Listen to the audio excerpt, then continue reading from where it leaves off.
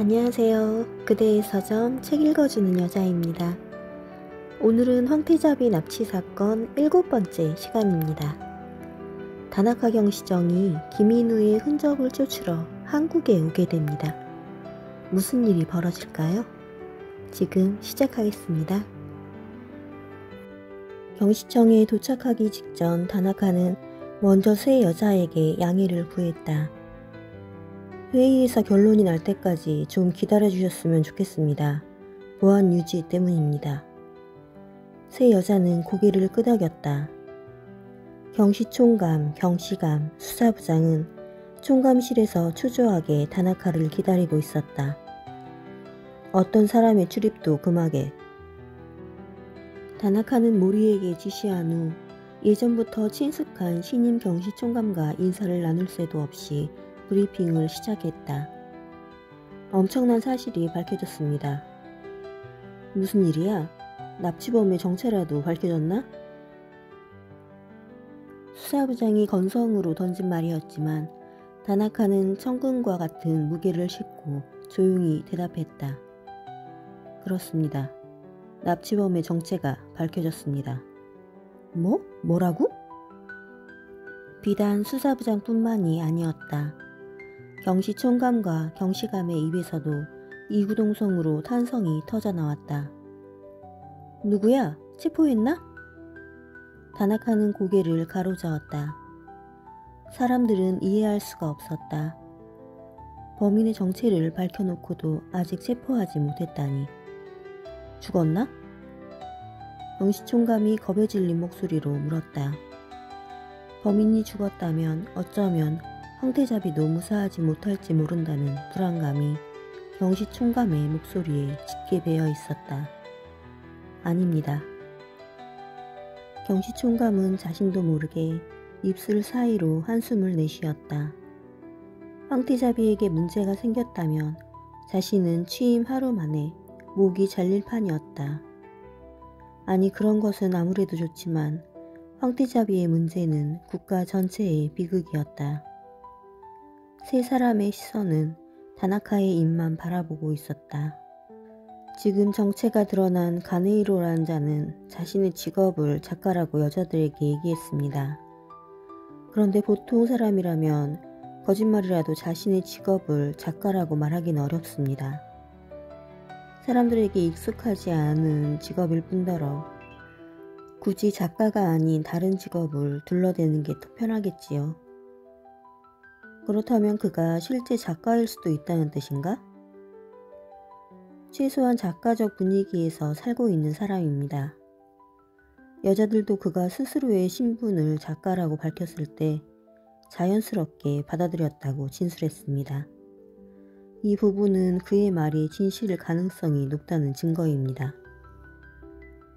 결론적으로 범인이 작가라는 건가? 수사부장은 초조한 나머지 모호한 가정이나 표현에 귀를 기울이지 못한 모양이었다. 이런 수사부장의 얼굴을 쳐다보면서 다시 천천히 말을 이었다. 좀 더 생각해 볼 점이 있습니다. 세 여자의 진술에는 미약하지만 범인의 정체를 파악하는 데 도움이 될 만한 사실이 한 가지 있었습니다. 그게 뭔가? 수사부장은 사막에서 오아시스를 찾는 사람처럼 다급한 목소리로 물었다. 바로 납치범의 어휘력이 부족했다는 여자들의 진술입니다. 어휘력이 부족했다고? 그렇습니다. 세 여자가 모두 일치된 진술을 하고 있습니다. 그리고 이 점은 하시모토에게서도 확인했습니다. 여자들은 그가 어휘가 부족하고 말솜씨도 능숙하지 않았다고 했습니다. 저는 이 점이 범인의 용의주도함과 일치되지 않는다고 생각했습니다. 아시다시피 범인은 황태자비를 납치하는 엄청난 일을 저지르면서도 단서 하나 남기지 않았습니다. 그는 뛰어난 자입니다. 사람이 뛰어나다고 할 때는 정확한 언어와 풍부한 어휘력이 중요한 요소를 차지합니다. 그런 점에서 보면 어휘력이 부족했다는 것은 이상한 일이죠. 그렇다면 그의 어휘력은 작가라는 직업과는 어울리지 않았습니다. 이런 불일치 현상에서 그의 정체에 대한 하나의 단서를 찾을 수 있었습니다. 어휘력으로 정체를 알았단 말이지? 그럼 그자의 정체는 뭐란 말인가? 수사부장은 눈이 휘둥그레져서 물었다. 다나카는 조심스러운 듯 간부들의 얼굴을 하나하나 훑어봤다. 그러고는 천천히 그러나 단호하게 말했다. 범행의 용의주도함과 작가라는 직업 소개 및 어휘력 사이의 심각한 불일치를 고려할 때 저는 범인이 외국인이라고 유추했습니다. 뭐라고? 외국인이라고? 세 사람은 경악했다. 전혀 예상하지 못한 바였다.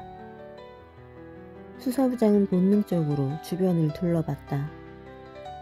이런 말이 만약 기자에게라도 들어가면 보통 문제가 아니었다. 정말 외국인이 황태자비를 납치했다면 엄청난 상황을 불러올 수 있는 일이었다. 그것도 일본에 온 지 그리 오래되지 않은 외국인 말입니다. 범행 수법을 볼 때 일본에 어느 정도 머물렀다면 상당히 유창하고 풍부한 어휘를 구사했을 테니까 말입니다. 외국인이라. 외국인? 그럼 언제쯤 온 걸로 생각되나? 1년 내외일 겁니다. 여자들은 처음에는 범인이 거의 말이 없었지만 사귀면서 차츰 말도 유창해졌다고 말했습니다. 여자들은 그것을 성격 탓으로 생각했지만 종합해보면 납치범이 차츰 일본어가 늘었다는 얘기가 됩니다. 그럴까? 하시모토도 납치범의 어휘가 풍부해졌다고 했습니다.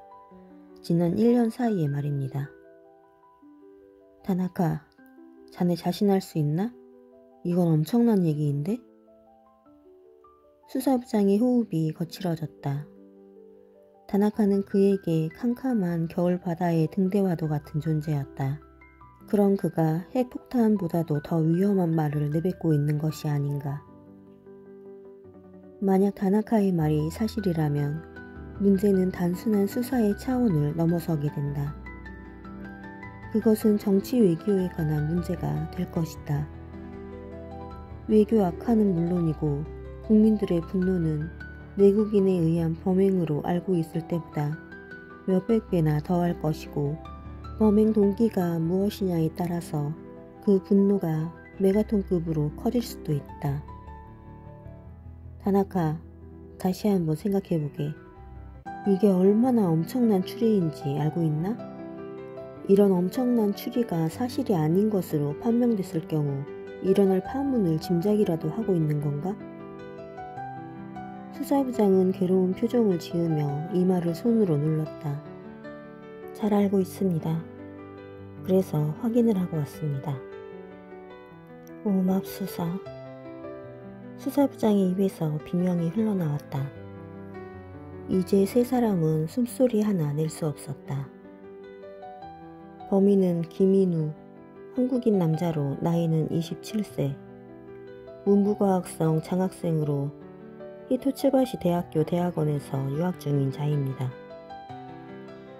순간 장내는 차갑게 얼어붙었다. 사태는 드디어 최악으로 치닫고만 것이었다. 맙소사. 경시감의 입에서도 비명이 흘러나왔다. 틀림없이 확인했나? 경시감이 다시 한번 물었다.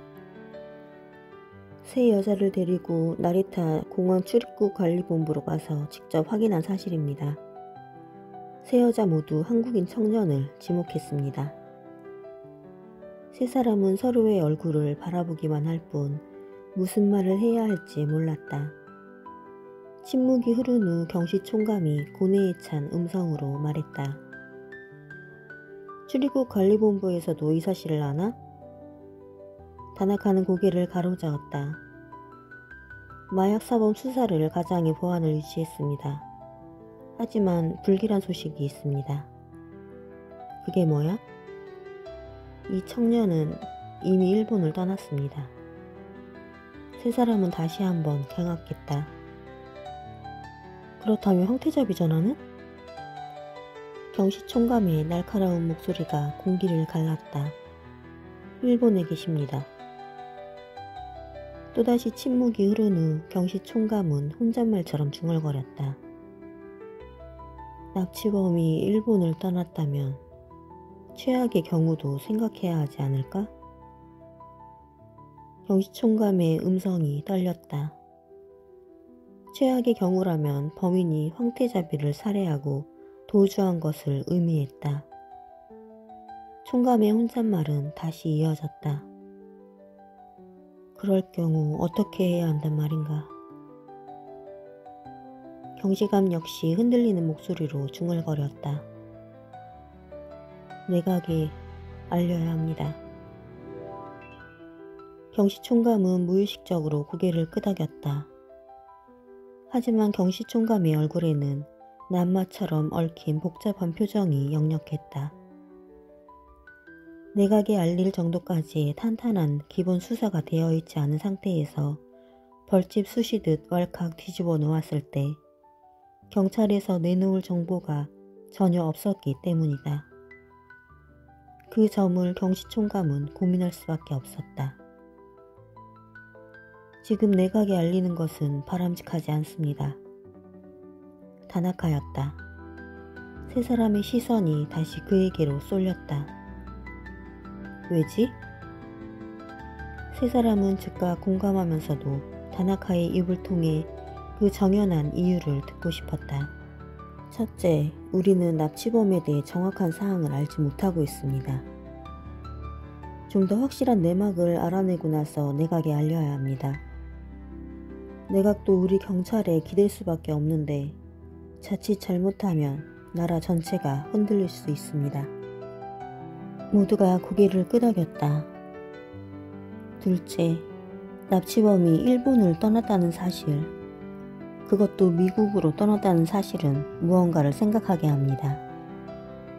무얼 말인가? 결국 황태자비가 최악의 순간을 맞이했을 수도 있다는 얘긴가? 다시 경시 총감의 목소리가 흔들렸다. 그러나 다나카는 침착하고 안정된 목소리로 대답했다. 아마 황태자비는 안전하실 겁니다. 어째서? 그자가 황태자비를 살해하고 도주했을 수도 있지 않은가. 총감은 일말의 기대감을 가지면서도 최악의 시나리오가 뇌리를 떠나지 않는 듯 회의적인 시선으로 다나카를 쳐다보았다. 납치범이 일본을 떠난 건 틀림없이 도피입니다.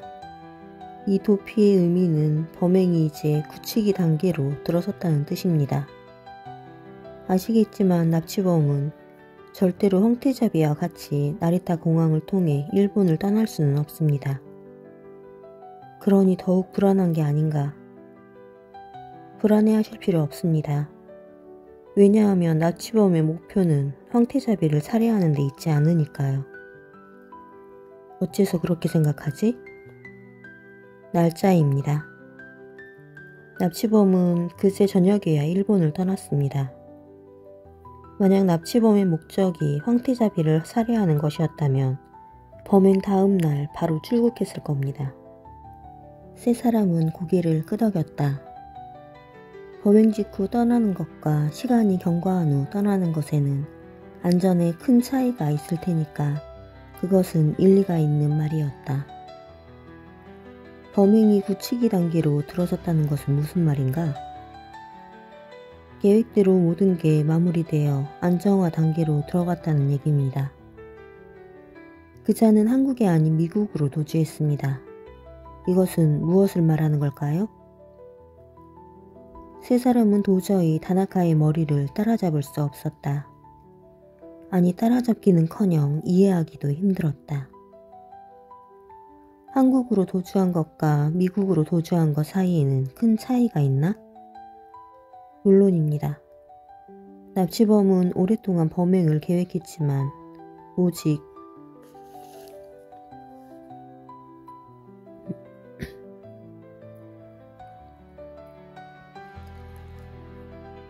물론입니다. 납치범은 오랫동안 범행을 계획했지만 아직 요구사항이 없습니다.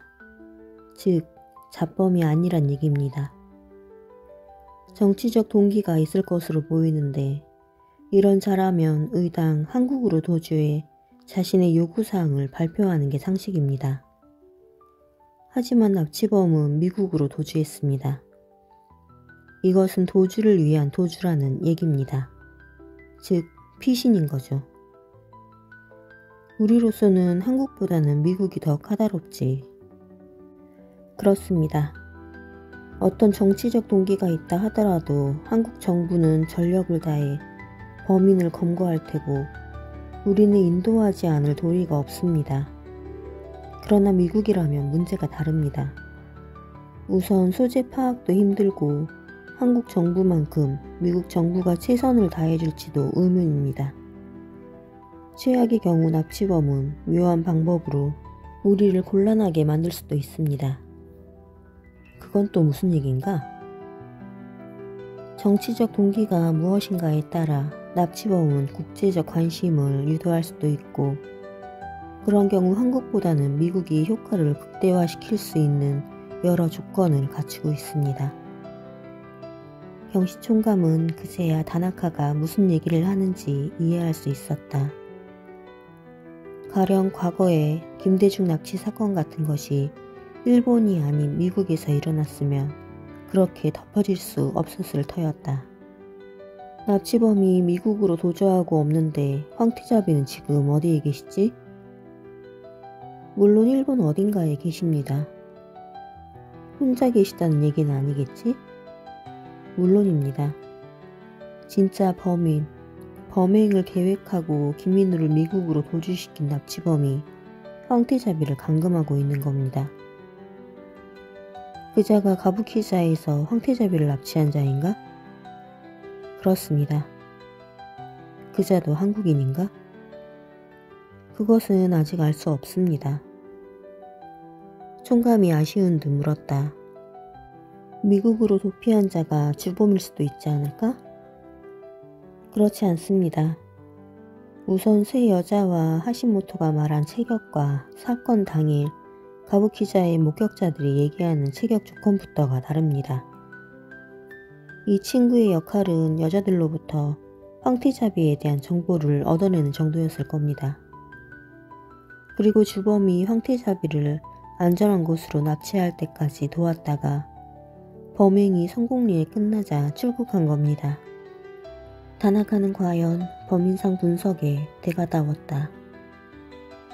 다나카 경시정, 그러면 내각에 보고하는 것은 잠시 미루고 좀 더 수사를 진척시켜 보자는 뜻인가? 그렇습니다.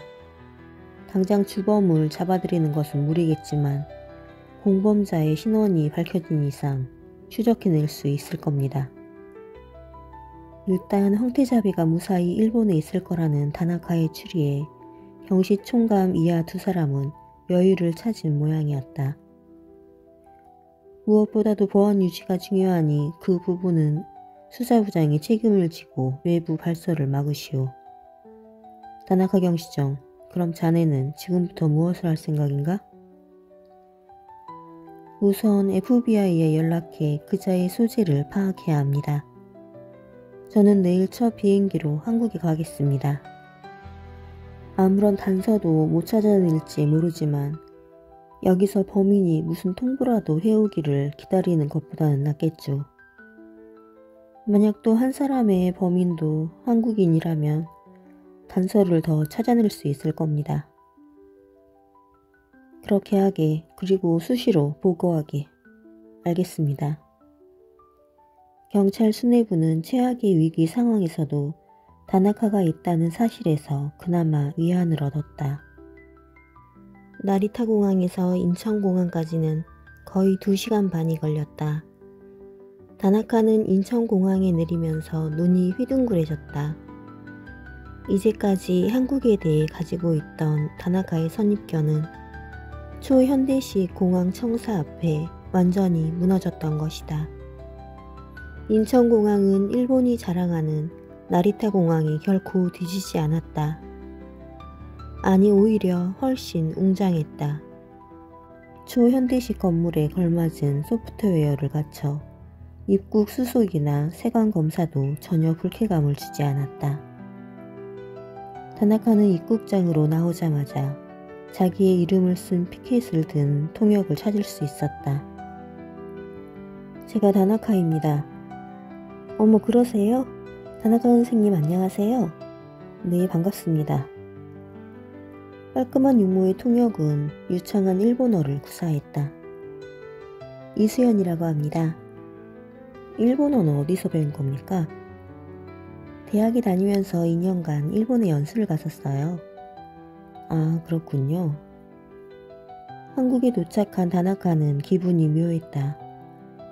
황태자비 납치범의 흔적을 더듬기 위해 온 길이라 무거운 마음일 거라고 생각했지만 의외로 기분이 상쾌했다. 통역은 자동차를 가지고 나왔다. 다나카가 일본에서 통역과 자동차를 따로 부탁했지만 적극적인 성격의 통역은 자신이 운전까지 하면 어떻겠냐고, 그럴 경우 비용이 많이 절약될 것이라고 제안했다. 통역은 자동차를 시내의 롯데호텔로 몰았다. 다나카 선생님, 오늘 오후 일정이 확실치 않던데요. 아, 오전 일정에 따라 변동이 생길 수도 있어서요. 굉장히 바쁘신가 봐요. 약간요. 보통 일본 관광객들은 롯데호텔에 묵으면 사우나부터 하시거든요. 다나카 선생님은 어떤 일을 하시는 분인지 여쭤봐도 될까요? 문부과학성 직원입니다. 다나카는 내키지 않았지만 직업을 속였다. 그러시군요. 그래서 대학교부터 방문하시는군요. 저도 기분이 좋아요. 외국어 대학교는 저의 모교거든요. 그래요? 잘 됐네요. 사실 유능한 통역은 외대 출신이 많죠. 통역은 부끄러운 듯 웃었다. 호텔에 도착하자 다나카는 짐을 풀고는 바로 외국어 대학교로 갔다. 제가 문부과학성 장학금을 받을 수 있도록 추천했습니다. 그런데 무슨 일입니까? 김인우의 지도교수는 다나카가 문부과학성에 타이틀이 찍힌 명함을 내놓자 반가워하면서도 무슨 일인가 싶어 신경을 쓰는 눈치였다. 별일은 아닙니다. 우리는 어떤 학생들이 문부과학성 장학금을 받아 일본으로 오는지 단지 서류만이 아닌 직접 그 주변 인물들을 만나 평가하는 작업도 하고 있습니다. 그런 제도가 새로 생겼나 보군요. 그렇습니다. 협조해 주시기 바랍니다. 다행히 김인우의 지도교수는 오랜 일본 유학 경험도 있고 해서 일본어 소통이 잘 되었다. 이누구는 성실하고 올바른 학생이었습니다. 정의감도 강했고요.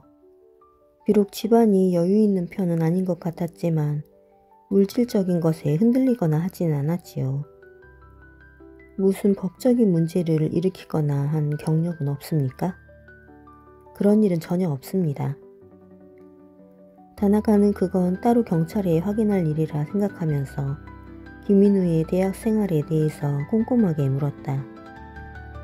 그러나 김인우의 주변 어디에서도 이번 사건에 관한 흔적을 찾을 수는 없었다. 다나카는 마지막 희망을 걸고 질문을 던졌다. 김인우 군이 혹 글을 쓰거나 작가를 희망한 적이 있습니까? 네, 글솜씨가 있었지요. 대학 문학상을 탄 적이 있는 걸로 기억합니다. 제목이 연병장의 아침이었던가? 저도 인상 깊게 읽었지요. 다나카는 자신의 추측이 맞았음에 기쁨을 느꼈다. 그 작품을 한번 볼 수 있을까요? 잠깐 기다려 보시죠. 지도교수는 조교를 불러 김인우의 작품이 실린 교지를 찾아오게 했다. 인우군을 평가하는 데 있어 이런 것도 필요합니까? 그렇습니다. 내면적 성향이 어떤가 알고 싶어서요. 한국어로 되어 있어 읽을 수 없을 텐데 저희가 번역을 해드릴까요? 그래 주신다면 고맙지만 폐를 끼칠까봐. 짧은 단편소설인데요 뭐. 여러 학생에게 나눠 시키면 금방 될 겁니다. 공부도 되고 좋죠. 지도교수는 즉시 조교를 시켜 번역을 해오도록 지시했다. 그간 다나카는 김인우에 대한 지도교수의 칭찬을 묵묵히 들었다. 한참 후에야 조교는 번역한 소설을 가지고 왔다. 이거 너무나 폐를 많이 끼쳤습니다. 별말씀을요. 인우군을 잘 부탁합니다.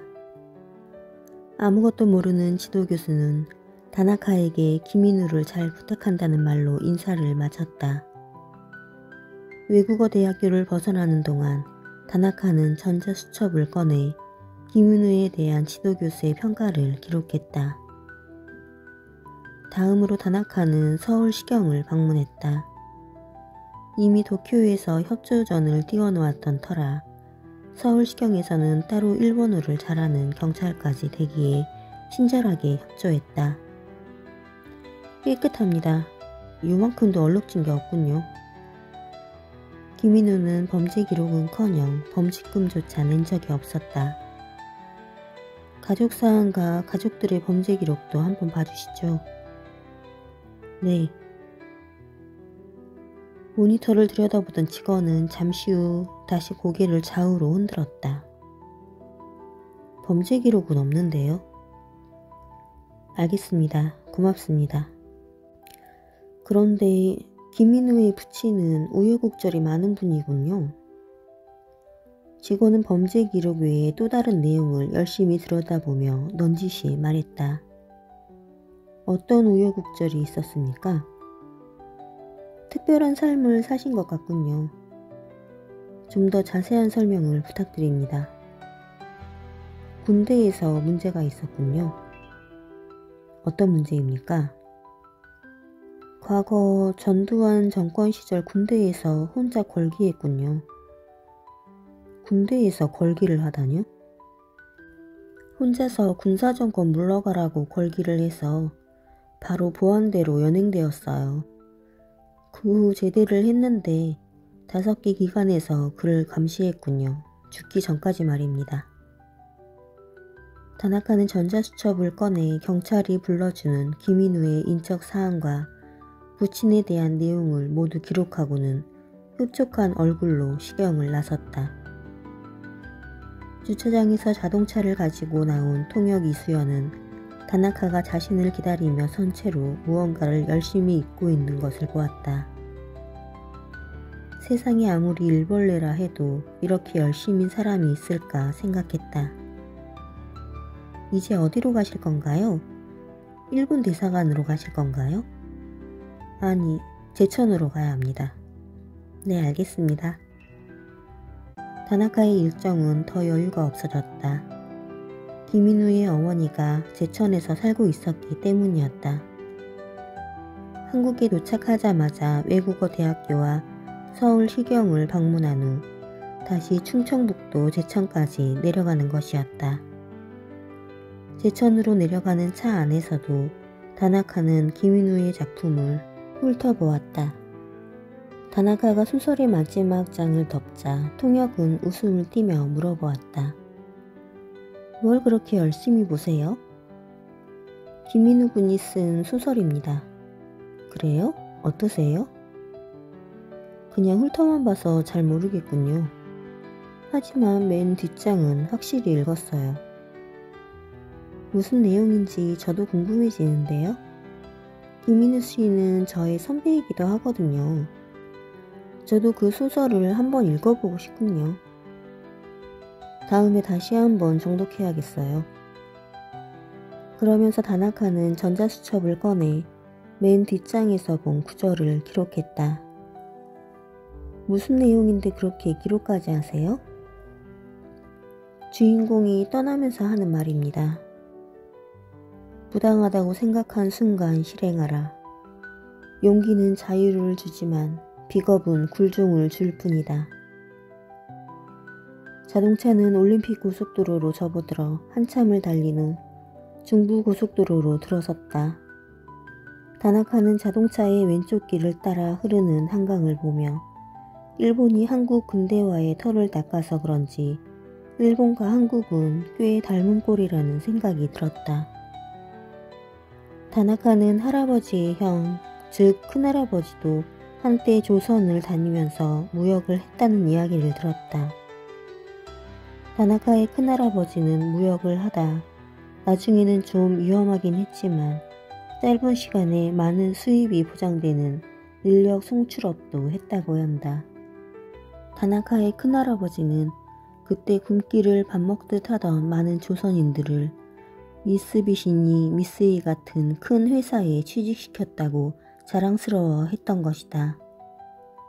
그러나 다나카는 한국인들 앞에서 그런 얘기를 함부로 하면 안 된다는 것을 잘 알고 있었다. 당시 그의 큰할아버지는 지주에게 진 소작비 때문에 농사를 지어봐야 다 뺏기고 마는 조선 농민들의 빚을 대신 갚아주고 자의의 몸을 만든 후 옷 사입히고 용돈에 여행 경비까지 두둑이 주어 일본으로 데려갔다고 했다. 그 후 꼬박꼬박 월급이 나오는 회사에 근로자로 취직을 시켜 조선인들로부터 고맙다는 인사를 수없이 받았건만 지금은 마치 한국에서 잘 살던 사람을 강제로 끌고 간 것처럼 매도한다고 했다. 무슨 생각을 하세요? 큰할아버지께서 과거 한국에서 사업을 하셨는데 그게 어떤 평가를 받을지 생각해봤소. 어떤 사업을 하셨는데요? 조선 사람들을 일본 회사에 취직시켜 주셨소. 특이한 일을 하셨네요. 그런 일에 대해 한국인들은 좋지 않게 생각하겠죠? 대체로 그렇게 생각할 거예요. 그 당시는 조선인들에게 고맙다는 얘기를 많이 들으셨다고 하던데 우리는 그걸 강제징용이라고 하죠. 큰할아버지 말씀으로는 당시 한국의 농촌이 너무 궁핍해서 너도 나도 일본으로 가고 싶어 했다던데 다나카는 더 이상의 대화는 무리라고 느꼈다. 자동차가 제천에 도착하자 다나카는 미리 연락을 해둔 제천 경찰서로 갔다. 그곳에서는 2명의 형사가 기다리고 있었다. 김인우라는 친구가 무슨 범죄라도 저질렀습니까? 김인우의 집으로 가는 동안 형사 중 한 명이 묻자 다나카는 대충 둘러댔다. 아닙니다.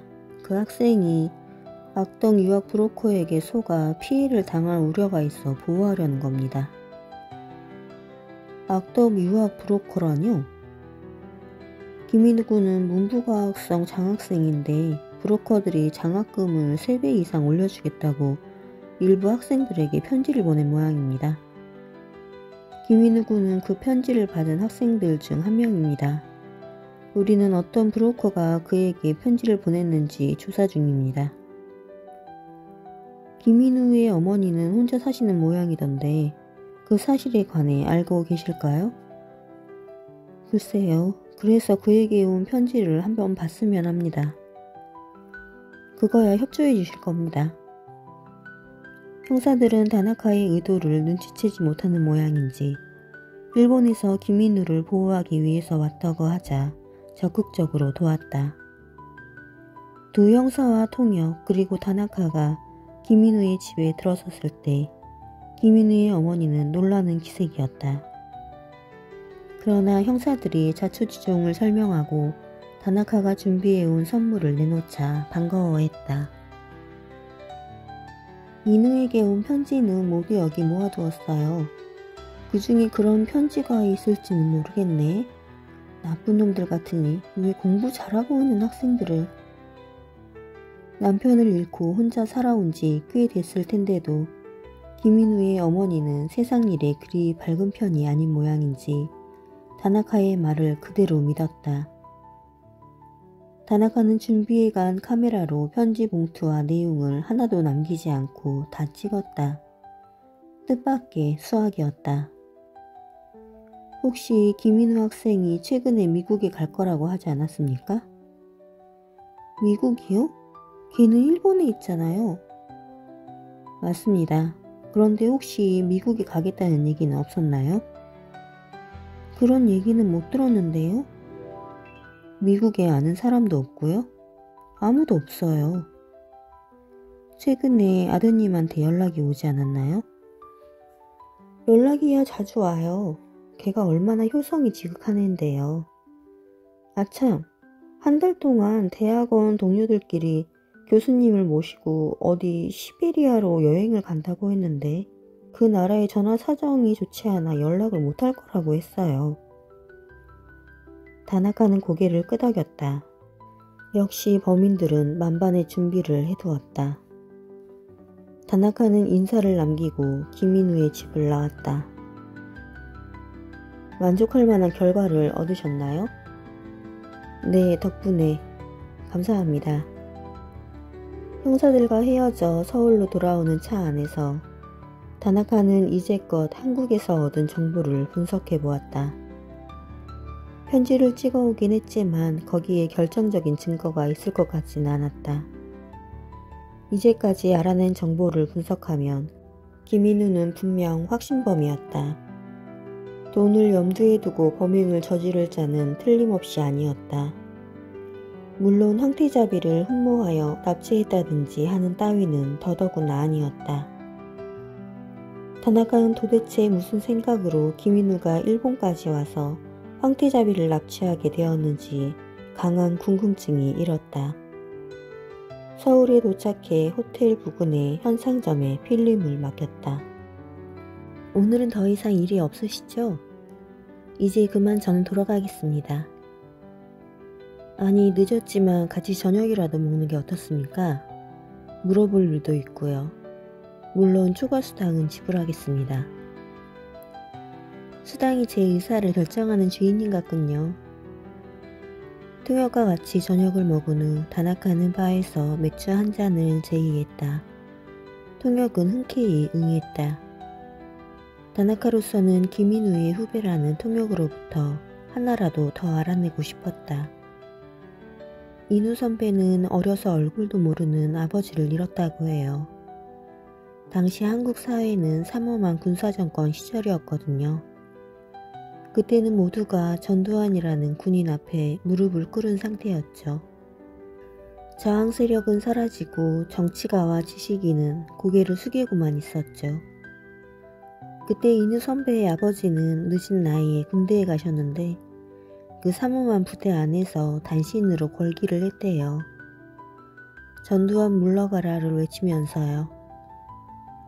그 일로 인우 선배의 아버지는 인간으로서는 겪을 수 없는 모진 고문을 당하고는 정신 이상자가 되셨어요.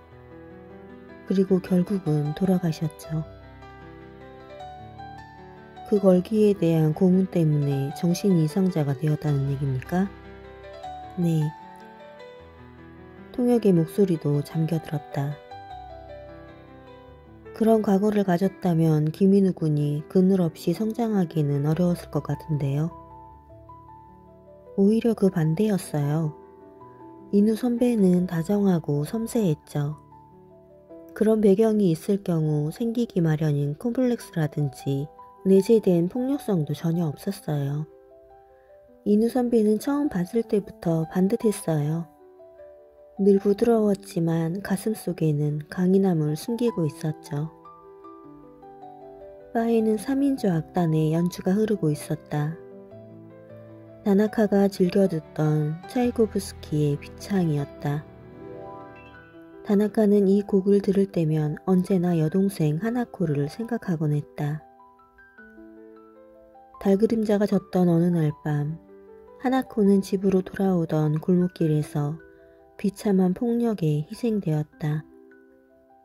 경찰이 도저히 범인을 잡아들이지 못하자 다나카는 고시 준비를 그만두고 사건에 직접 나섰고 마침내 흉악범을 체포했다. 그것이 경찰로 들어서게 된 계기였다.